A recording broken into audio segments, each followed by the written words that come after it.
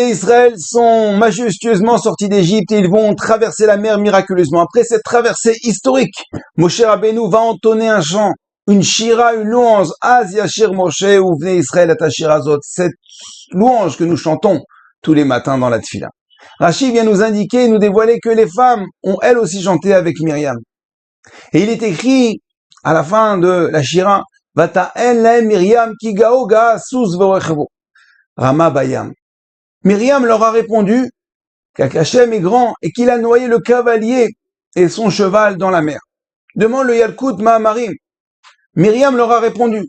Mais à qui elle leur a répondu et qu'est-ce qu'elle leur a répondu? En général, on répond à une question. Or, dans les versets qui précèdent, on ne voit aucune question.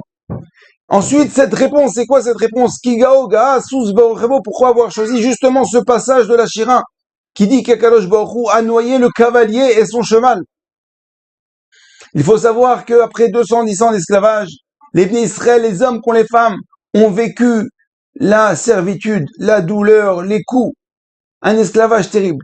Et la sortie d'Égypte n'est évidemment pas un but en soi. Le but de la sortie d'Égypte est de se rendre au mont Sinaï, Har Sinaï, pour recevoir la Torah. Et les femmes demandent à Myriam, très bien, on est sorti d'Égypte, mais nous, les hommes, ils vont recevoir la Torah, les 613 mitzvot, ils vont étudier, mettre les tefilines, le talit. C'est joli tout ça, c'est très bien, mais nous, quel mérite? Qu'est-ce qu'on va avoir?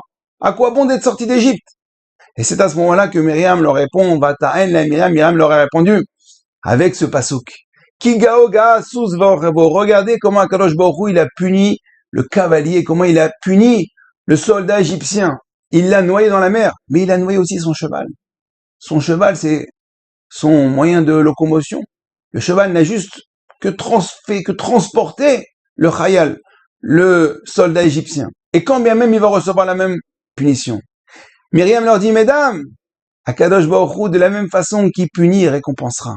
Vous cherchez des mérites. Notre mérite va être d'accompagner, de diriger, d'élever nos maris, nos enfants, nos garçons, nos filles dans la Torah et les mitzvot. Lorsqu'on va préparer, on va faire en sorte que notre mari puisse aller étudier, puisse aller prier le matin de bonne heure.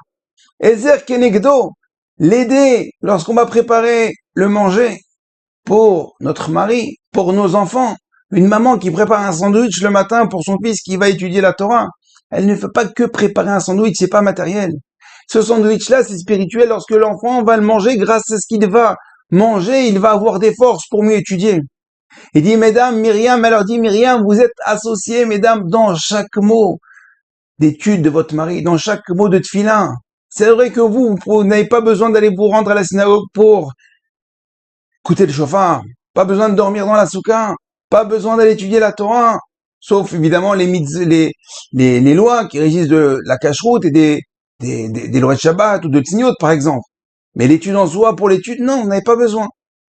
Vous allez obtenir le même salaire que votre mari. Comment? Juste en l'envoyant, en préparant et en faisant en sorte que tout soit prêt et tout est possible pour qu'il aille étudier, prier et s'épanouir au niveau spirituel.